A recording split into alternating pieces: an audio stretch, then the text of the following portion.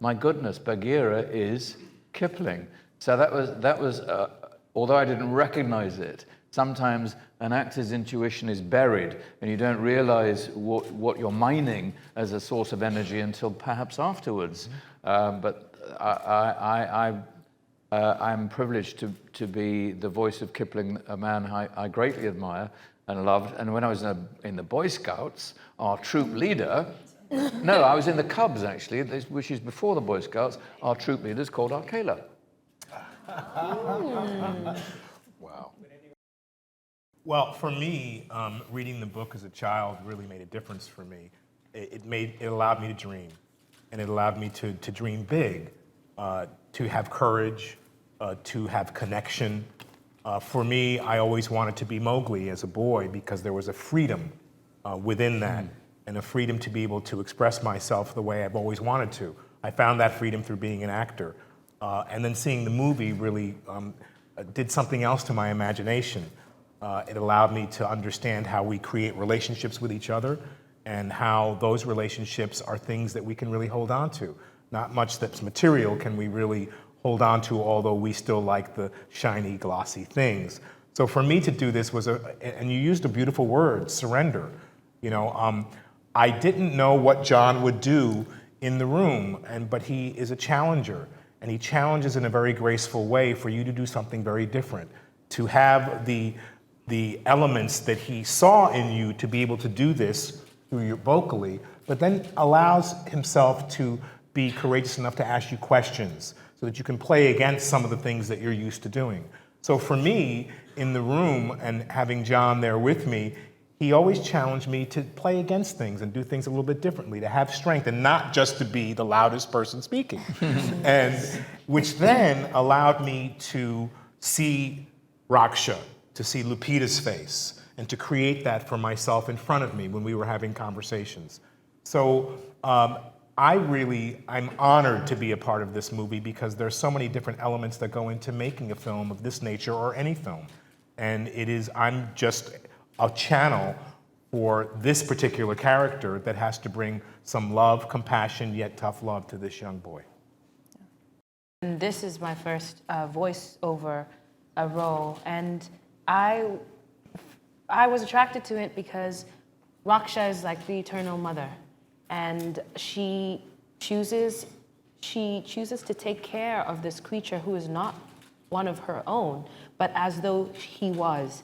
And I remember I did a session of voiceover really early on, and then a few months later, John called me in again, but this time he had Neil's performance captured, and that really grounded the mother-son relationship for me, to see the vulnerability of this boy and the love that he had for the wolf.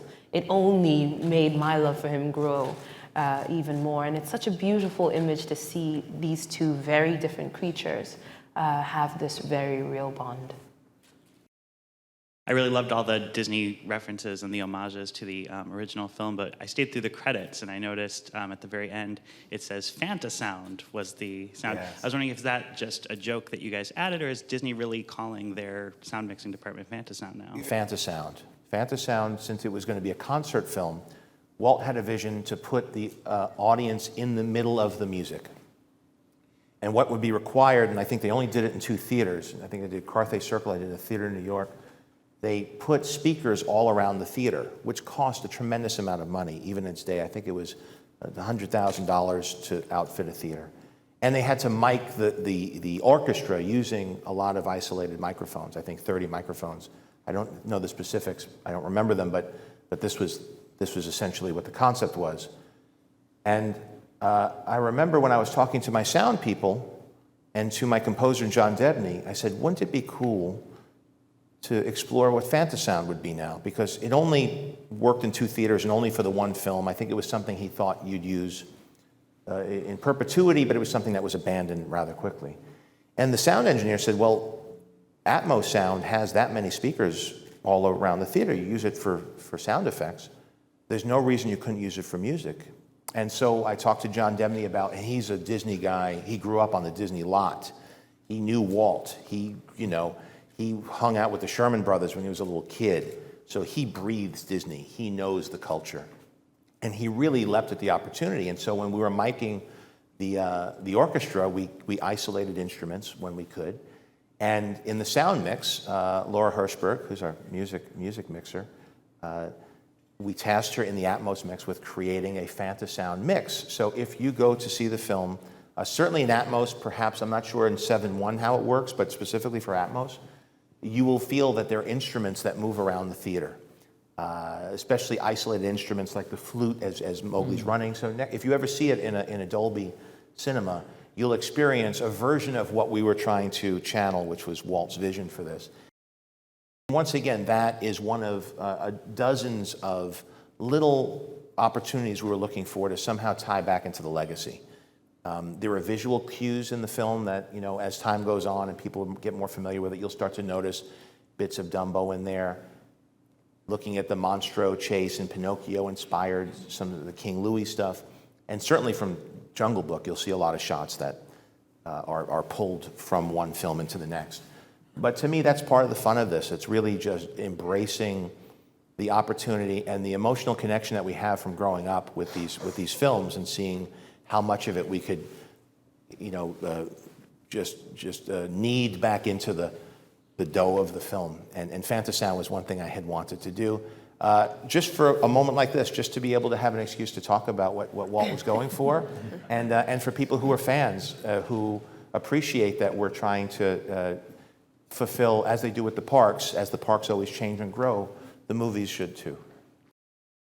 But I wanted to know if there was a place that you went or someone you drew from to get that across, that maternal instinct, strong maternal instinct, perhaps your own mother or something like that. I think my mother had a lot to do with what inspired me. Because, I mean, she's my example, and she's a very good mother. Yeah, I asked myself a lot of questions about what it would be like to lose one of my own, though I'm not a mother myself, but I do love children. When I was 12, I preferred to stay indoors and babysit my cousins than go outside and play. So there's that part of me that is very much alive. I gravitate towards children. So yeah, my mother definitely was someone who inspired me. This question is for the fathers up there. In the movie, Mowgli essentially had 3 father figures that all had very different philosophies on life. You know, one of them was just teaching him to be a leader, one was teaching him to survive individually, and the other one is kind of you know, exploring his creative side and letting him do what he wants. So personally, like, how do you guys raise your kids? Which would you more associate towards, you know? I think if you're blessed with children, I think you have to adapt to each child in each moment. I think you have to be very pragmatic as a parent. I think it's a lot to do with attention and responding to the ever-changing complexities of a child's needs and to address them moment by moment rather than have a set book of rules. That's my 2 cents worth. Yeah, I'm finding with my 4 daughters that, you know, you first learn as a parent when your child comes out, you want to form them and do all the right things for them. And then you look at them one day and you go, oh, they're already formed. They've got their own deal going. And then that's the moment for me that it clicked in that they're each very, very different. There is the room for the different style of parenting and storytelling, which is what are the traditions, what are the myths of a culture for? They're to try to help the young generation not have to learn lessons painfully, because you could learn them through visualization and through story. And rule systems are our effort out of love, I think, to save the next generation from the pain that the older generation goes through. To explain to them that the stove is hot without them having to touch it. And of course, that's a fantasy. You can't protect, they have to learn on their own as well.